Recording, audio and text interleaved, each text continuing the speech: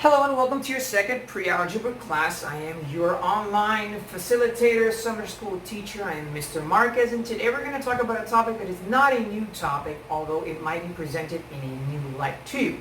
And we're going to be talking about powers and exponents. Now, according to the textbook that was facilitated to you guys, these examples are on page 10 and 11, and then at the end of this video, I will redirect you, or I will direct you to page 12, where you're going to see the practice problems for today. So let's get started, shall we? Now, powers and exponents. So a power is an expression like this one, 5 elevated to the power of 3.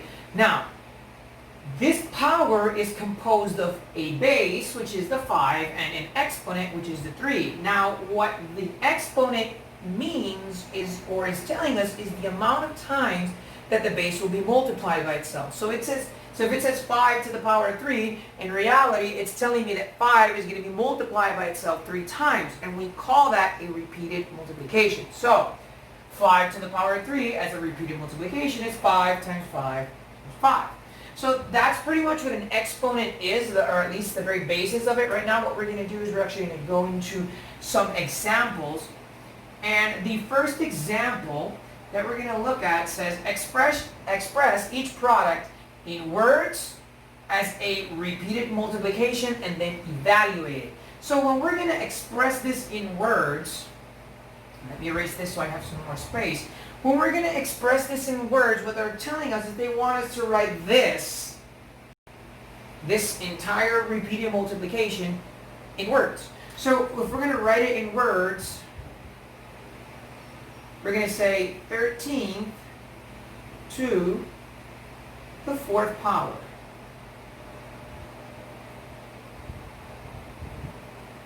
In some books, you'll see it as elevated to the power of 4, and that's also correct. It doesn't really matter. If you say 13 to the 4th power or 13 elevated to the power of 4, it's the same thing. So the first part of the problem is done because they want us to express it in words. Now, express it as a repeated multiplication. It's already done for us because they gave us the problem already expressed as a repeated multiplication. And a repeated multiplication is basically just saying this: 13 times 13 times 13 times 13. Okay? So, I mean, in this problem, they already gave us the expression, or the power expressed as a repeated multiplication. All we had to do is just write it in words, pass it over as a repeated multiplication, and the last thing they're telling us to do is to evaluate it. Now, to evaluate it, ladies and gentlemen, just means to multiply it. So it's basically multiply 13 times 13 times 13 times 13, and if I multiply 13 by itself 4 times, my answer would be 13 times 13 times 13 times 13, excuse me there, times 13 equals 28,561. So that's what they mean by evaluated. So again, in words, is just to write this as 13 to the 4th power. As a repeated multiplication is basically to write it like this, and then evaluate it is just to multiply. Now let's give you another one. What if I had something like, instead of 13 times 13 times 13, I had something like,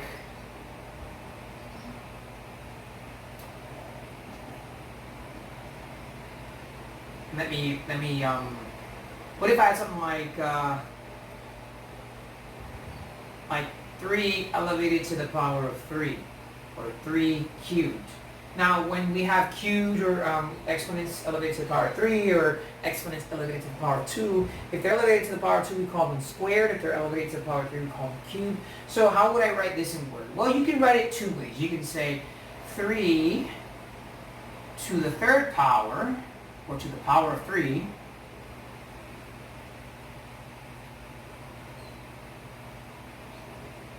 or you can say 3 cubed. So if you write it as 3 elevated to the 3rd power or 3 cubed, they're both correct. Now, to write it as a repeated multiplication means to write this as 3 times 3 times 3. Okay, that's what it means to write it as a repeated multiplication, is to take the 3 and just expand it, write it as a repeated multiplication, and to evaluate it means it means to just multiply everything and give me the answer. And 3 times 3 is 9, and 9 times 3 is 27, so my answer would be 27, right? And that's pretty simple, but what if I had a decimal? Now things get kind of interesting. And a lot of people don't like decimals, and for some reason they kind of run away from them, but I don't think they're so bad. So what if I give you something like 0.2 elevated to the power of 4. Now I wrote it in a parentheses, and the parentheses really doesn't make a difference. It's just telling me, it's just separating the expression. It's telling me that 0.2 is elevated to the power of 4.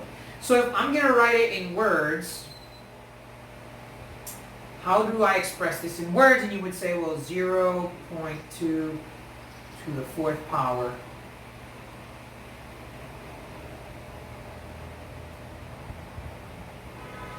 How would I write this as a repeated multiplication? I would just write 0.2 times 0.2 times 0.2 times 0.2. Now the parentheses just means multiplication, okay? So don't be too alarmed by that. And to evaluate it, just to multiply everything. So if I multiply 0.2 times 0.2 times 0.2. Now, when you're working with multiplying decimals, it's kind of tricky, but in reality, all you're doing is just, you're multiplying everything as if, and you're kind of adding the sides or the decimal places. And this is what I mean. So if I multiply 2 times 2 is 4, 4 times 2 is 8, and 8 times 2 is 16, I know I have that, but I have 1, 2, 3, 4 zeros, so I'm actually going to do this 4 times. 1, 2, and I add a 0, 3, and I add a 0, and 4, and I add a 0, so my answer is 0.0016. Okay? So all I did, guys, is I just multiplied 2 times 2, which is 4, 4 times 2, which is 8, 8 times 2, which is 16. And since each decimal has one place, that means that my answer is going to have 1, 2, 3, 4 decimal places, which means I'm going to move my decimal 4 times to the left. So this would be 1, 2, 3, 4. And every time so from here to here it's 1, from here to here it's 2, from here to here it's 3, and I added a 0. And from here to here is 4, and I add another 0, which is 0.0016 or 0.0016. It's the same thing, okay? So that's how we do the first example. Let's move on to the second example. And the second example is kind of a continuation of what we did in yesterday's video, because in the second example, they're telling me evaluate the expression x to the power of 4 when x equals 0.5. So what that means is that instead of writing x to the power of 4, I'm going to change that into 0.5 to the power of 4. And what that means is I'm going to multiply 0.5 by itself 4 times. And I'm going to say 0.5. Actually, I'm going to do it here because I have more space. I'm actually going to say 0.5 times 0.5. Now, this trick is a little bit harder, or maybe the multiplication, the way I did it in the previous example, is not, you have some difficulty with it, and that's fine. You can just multiply them 2 at a time. So for example, 5 times 5 is 25, I carry it over to 2. 5 times 0 is 0, 0 plus 2 is 2, so that's 25. And because they each have one decimal place, that means that my final answer is going to have 2 decimal places. This is going to be 1 and 2. So my answer is going to be 0.25. Now I'm going to multiply 0.25 by 0.5 as well. Okay? And 5 times 5 is 25. I carry the 2. 5 times 2 is 10 plus 2 is 12. Right? So 2 and I carry 1 over. 5 times 0 is 0 plus 1 is 1. And I have 2 decimal places here and 1 decimal place here. So that's going to be 3 decimal places. And I'm going to say 1, 2, 3. And that would be 0.125. And I'm going to multiply that by 0.5. And 5 times 5 is 25. I carry the 2. 5 times 2 is 10, excuse me, plus 2 is 12. 2, I carry the 1. 5 times 1 is 5, plus 1 is 6. And of course, 5 times 0 is 0.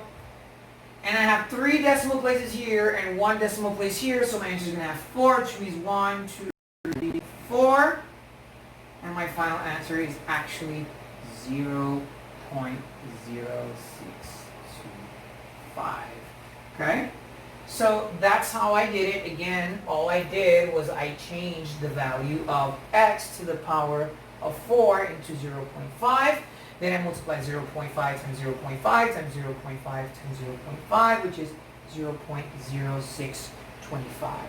Now the last example of this video is actually a story problem. Now, when we work with squares and cubes and we're looking for the area, an area basically is telling us how much space the object occupies, we have certain formulas. Now, if I want to determine the volume of a cube, I use the formula A equals S elevated to the power of 3, where S stands for side. Now, a cube, just like a square, is going to have 4 equal sides. It's just that a cube has an extra dimension because it has length, width, and height, whereas a square only has 2 dimensions.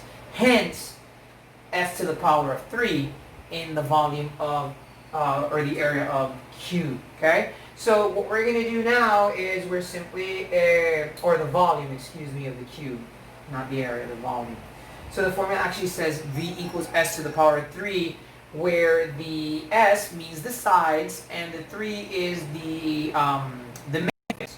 Because since it's a cube, it's 3-dimensional, have length, width, and height, hence the 3. In a regular square, when I calculate the area, I only have length and width and length, which is why I have S squared. But if you have any questions with that, you can actually go to page 11 of your textbook and you can see the formula. But the problem says, an artist uses a cube-shaped block of ice to make a sculpture. Find the volume of the block of ice if each side of the cube measures 20 inches, and I want to use this formula, right? So the formula says V equals S cubed.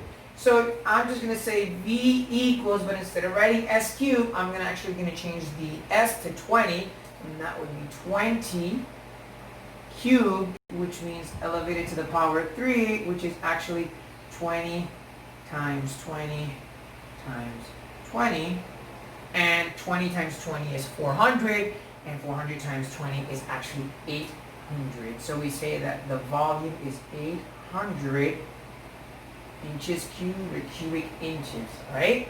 And that's pretty much it for this section. This is section 1.2, and what I want you guys to do now is, once you've seen this video, once you've paused and rewind and got over every single detail and looked at the page in the book, I want you to go to page 12 of your textbooks and you're going to work on problems 3 through 11. So that's it for this video lesson. I hope to see you guys soon, and stay safe. Bye.